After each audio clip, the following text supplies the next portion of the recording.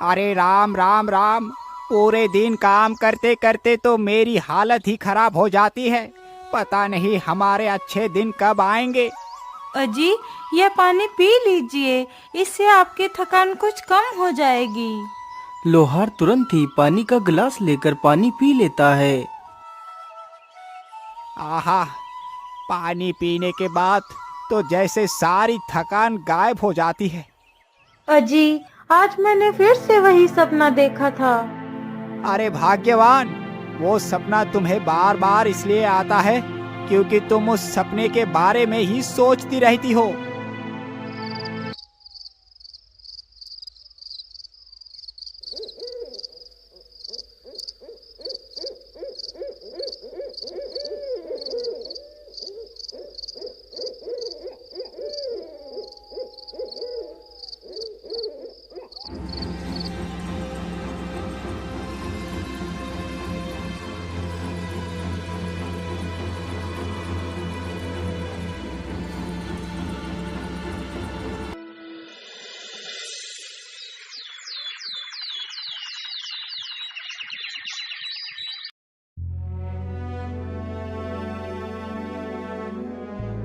अरे भाग्यवान, अब और कितना सोओगी? चलो उठ जाओ, सुबह हो गई है। इतना सुनते ही लोहारिन की नींद खुल जाती है और वह उठकर खड़ी हो जाती है।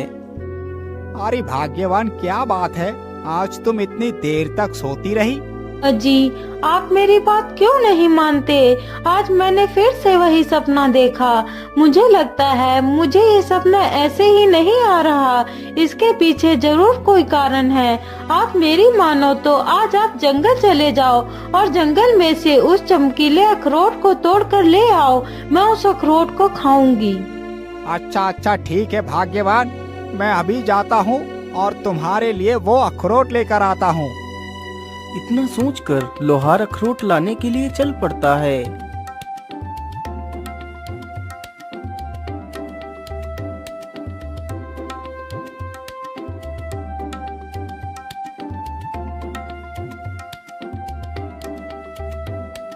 लोहार चलते चलते जंगल में काफी दूर निकल जाता है और उसी जंगल में पहुंच जाता है जहां पर वह अखरोट का पेड़ था। मैं तो चलते चलते काफी दूर निकल आया हूँ, लेकिन अभी तक अखरोट का पेड़ तो दिखा ही नहीं मुझे। लगता है यहाँ पर कोई भी अखरोट का पेड़ नहीं है। भाग्यवान का ये कोई भ्रम ही होगा। चलो अब मैं वापस चलता हूँ, लेकिन यहाँ तक आने का तो कोई भी फायदा नहीं हुआ। मैं ऐसा करता हूँ, थोड़ा सा और आगे चलकर देखता हूँ, हो सकता है कि वो अखरोट का पेड़ वहीं पर मिल जाए। इतना सोचकर लोहार जंगल में आगे बढ़ता है। अरे वो पेड़ कैसा है? कहीं ये तो वो अखरोट का पेड़ नहीं है? चलो इसके पास चलकर देखता हूँ। लोहार जैसे ही उस वृक्ष के पास पहुंचता है तो देखता है उस पेड़ पर सचमुच एक सुनहरा अखरोट लटक रहा था। अरे वाह वाह, इसका मतलब भाग्यवान का सपना एकदम ठीक था। यहाँ पर तो सचमुच एक अखरोट का पेड़ है और इस पर तो सुनहरा अखरोट भी लगा है। चलो जल्दी से मैं इसे तोड़ लेता हूँ। इतना सोचकर लोहार तुरंत उस अखरोट को तोड़ लेता है। अरे दुष्ट युवक, तुमने मेरा सुनहरा अखरोट क्यों तोड़ा? अरे गिलहरी बहन, मुझे माफ करना, मुझे नहीं पता था कि ये अखरोट का पेड़ आपका है, नहीं तो मैं इसमें से अखरोट कभी नहीं तोड़ता। लेकिन तुमने ये अखरोट तोड़ा क्यों है? गिलहरी बहन, मेरी पत्नी प्रत्येक दिन अपने सपने में इस अखरोट के पेड़ को देखती है जिसमें ये सुनहरा अखरोट लगा हुआ होता है। फिर लोहार अपनी सारी कहानी उस गिलहरी को सुनाता है। लोहार की सारी कहानी सुनकर गिलहरी को उसके ऊपर दया आ जाती है। अच्छा ठीक है लोहार भाई, तुम इस अखरोट को ले जा सकते हो, और हाँ ध्यान रखना, जब तुम्हारी पत्नी इस अखरोट को खाएगी तो उसे 2 जुड़वा बच्चे पैदा होंगे। जब वह बच्चे 20 साल के हो जाएंगे तो उन्हें यहीं पर लेकर आना। मैं उन दोनों का भविष्य तय करूंगी। गिलहरी की यह बात सुनकर लोहार बहुत खुश हो जाता है। गिलहरी बहन, आपका बहुत बहुत धन्यवाद। इतना कहकर लोहार अपने घर वापस लौट जाता है। घर पहुंचकर सारी कहानी अपनी पत्नी को बताता है। लोहार की बात सुनकर उसकी पत्नी बहुत ज्यादा खुश हो जाती है और जल्दी से उस अखरोट को तोड़ती है और उसे खा लेती है।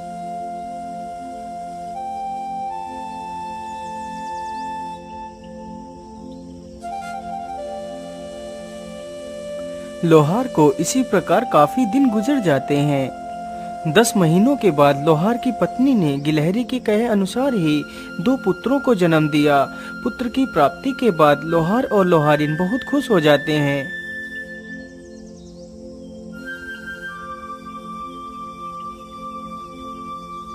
धीरे धीरे वह दोनों लड़के बड़े हो रहे थे। लोहार का बड़ा लड़का बड़ा ही कुटिल तथा दुष्ट स्वभाव का था, जबकि उसका छोटा बेटा बहुत ही दयालु तथा प्रेम बांटने वाला था। एक दिन की बात है, लोहार का बड़ा बेटा कान्हू एक धनुष बाण उठाता है और जंगल की तरफ निकल पड़ता है।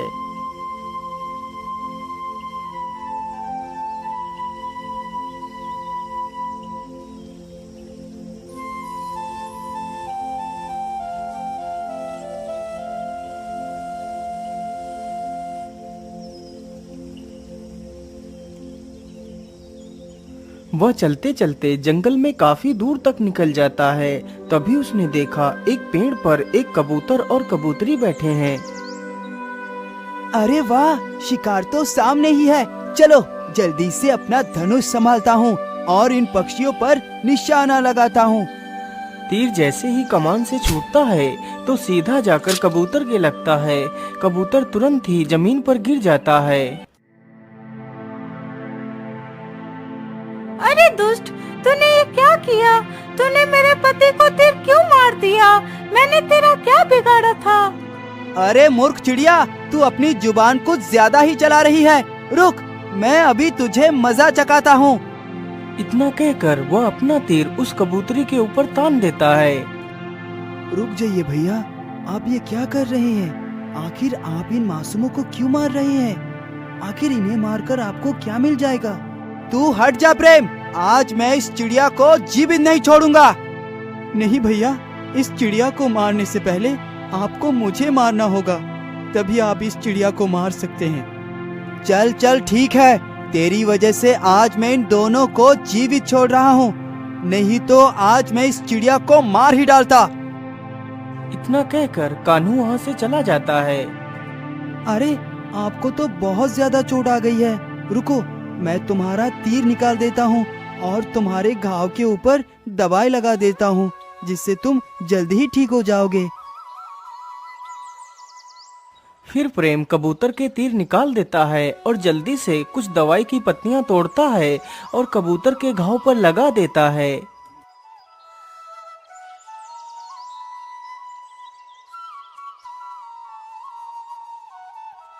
अरे बेटा, तुम तो कितने दयालु हो, लेकिन तुम्हारा भाई तुमसे एकदम विपरीत है।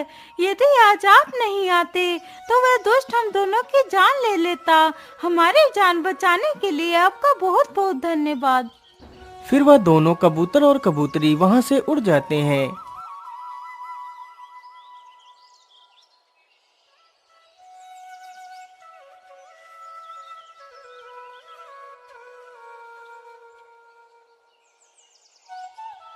अरे बेटा, आज तुम दोनों को मेरे साथ जंगल में चलना है। आज तुम दोनों का भविष्य तय होना है। ठीक है पिताजी, हम दोनों जरूर चलेंगे। इतना कहकर वे तीनों जंगल के लिए निकल पड़ते हैं। वे तीनों चलते चलते जल्दी ही उस अखरोट के पेड़ के पास पहुंच जाते हैं। गिलहरी बहन, आपने जैसा कहा था मैंने वैसा ही किया है। मैं अपने दोनों पुत्र को लेकर आपके पास आ गया हूँ। अब आप ही बताइए इन्हें क्या करना है। फिर वह गिलहरी अपने पास से ही 2 अखरोट निकालती है, जिसमें से एक अखरोट बहुत ही चमकीला तथा दूसरा साधारण ही था। बेटा, अब तुम दोनों इसमें से एक एक अखरोट उठा लो। इन्हीं अखरोटों से तुम दोनों का भविष्य तय होगा। अरे वाह, ये चमकीला अखरोट तो कितना आकर्षक है। जरूर ये अखरोट मेरी किस्मत बदल देगा। मैं ऐसा करता हूँ, इस चमकीले अखरोट को ही उठा लेता हूँ। इतना सोचकर कान्हू पहले ही उस चमकीले अखरोट को उठा लेता है और उसका छोटा भाई उस साधारण अखरोट को ही उठा पाता है। अब तुम दोनों बारी बारी से अपने अखरोट को जमीन पर फेंको।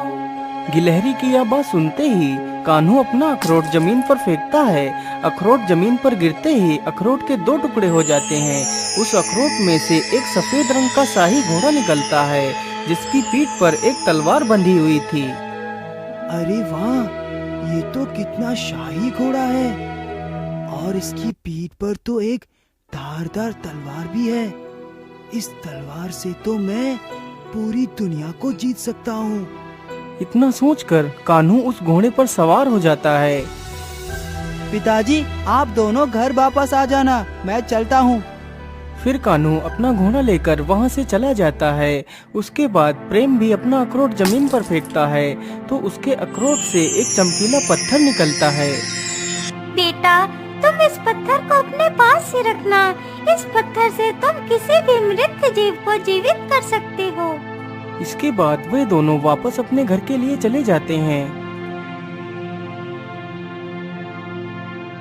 लेकिन पिताजी, भैया अभी तक घर वापस क्यों नहीं आए?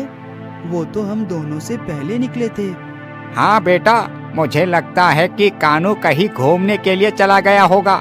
तुम चिंता ना करो, वो जल्दी ही आ जाएगा। पिताजी, अब तो रात हो गई है, अब तक तो भैया को आ जाना चाहिए था। इसी प्रकार बेचारे तीनों कान्हू की राह देखते देखते सो जाते हैं।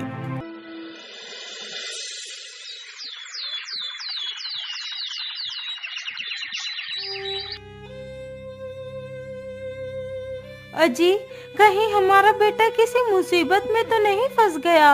अब तक तो उसे आ जाना चाहिए था। हाँ भाग्यवान, तुम बिल्कुल ठीक कहती हो। मुझे तो लगता है मेरा पुत्र जरूर किसी मुसीबत में फंस गया होगा।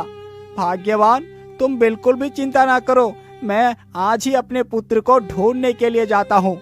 इतना कहकर विनोद निकल पड़ता है। वह गांव में कई सारे लोगों से कान्हू के बारे में पूछता है, लेकिन कान्हू का कोई अता पता नहीं था। वो पूरे जंगल में इधर उधर घूमता है, लेकिन उसे कान्हू कहीं भी नहीं मिलता। लोहार और लोहारिन तथा वह लड़का तीनों बहुत चिंतित थे, लेकिन कान्हू का कोई भी पता नहीं था। आखिर कान्हू मिलता भी कैसे? वह तो घोड़ा और तलवार पाकर अहंकार से भर चुका था, इसलिए वह कुंभल राज्य पर आक्रमण कर देता है। तो राजा के सैनिक उसे बंदी बनाकर कारागार में डाल देते हैं।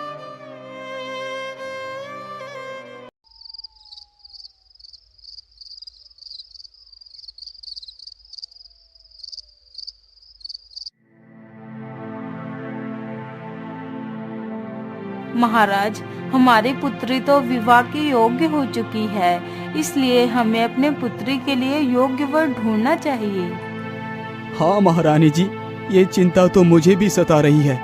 मैं ऐसा करता हूँ, कल सुबह ही मैं अपनी पुत्री के लिए वर ढूंढने के लिए जाऊंगा। जैसे ही आधी रात होती है तो राजकुमारी बहुत ही गहरी निद्रा में सो जाती है। तभी वहाँ पर एक जहरीला सर्प उसके पलंग के पास आ जाता है और राजकुमारी को डस लेता है।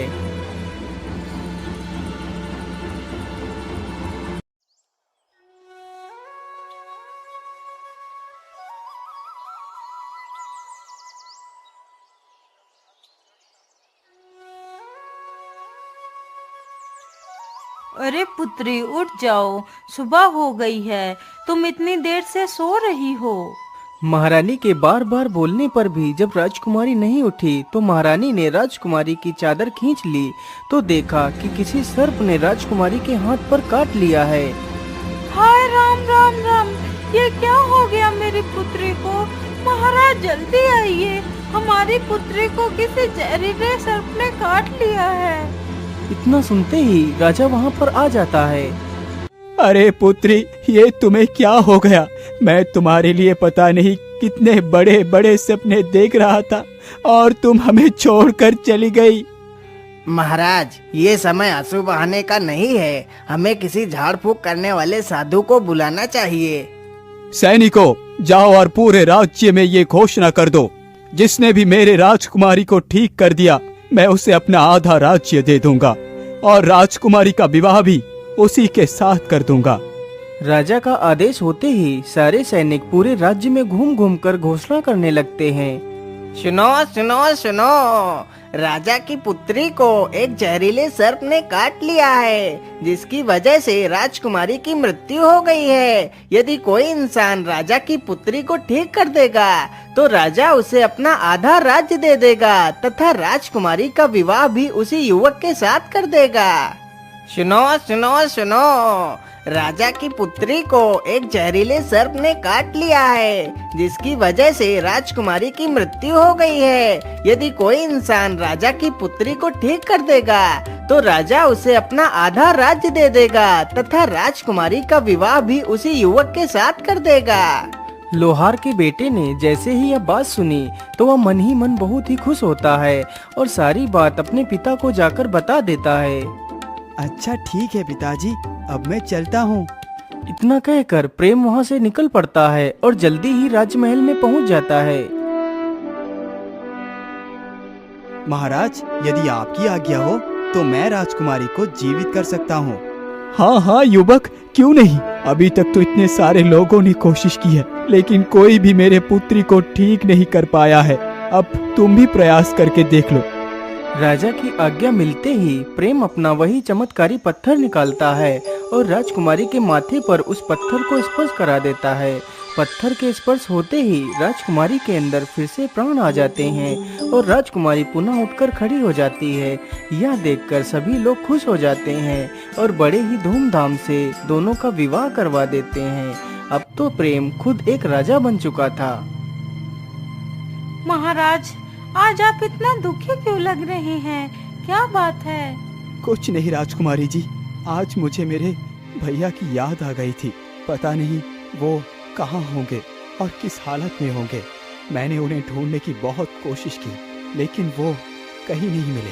फिर प्रेम अपनी सारी कहानी राजकुमारी को बताता है। लेकिन स्वामी, आज से कुछ महीने पहले ही एक ऐसा ही युवक आया था और उसने हमारे राज्य पर आक्रमण किया था, तो हमारे पिताजी ने उस युवक को बंदी बनाकर कारागार में डाल दिया था। प्रेम ने जैसे ही यह बात सुनी तो वह तुरंत कारागार के पास जाता है तो देखता है उसका बड़ा भाई कारागार के अंदर बंद है। भैया, आप इस कारागार के अंदर कैसे आ गए? कान्हू ने जैसे ही यह बात सुनी तो वह तुरंत उठ खड़ा होता है और सामने देखता है तो उसका छोटा भाई खड़ा होता है। अपने छोटे भाई को देखकर कान्हू रोने लगता है। भैया, मुझे माफ कर दो, मैं बहुत बुरा हूँ। मैं हमेशा तुम्हें छोटी छोटी बातों पर धिक्कारता रहता था। अहंकार में मैं अंधा हो चुका था। इस अहंकार की मत में चूर होकर मैं इस कारागार में आ गया। मुझे माफ कर दो मेरे भाई, मुझे माफ कर दो। नहीं भैया, आप माफी मत मांगिए। यदि आपको अपनी गलती का पश्चाताप हो चुका है तो आप पूरी तरह शुद्ध हो चुके हैं। सैनिकों,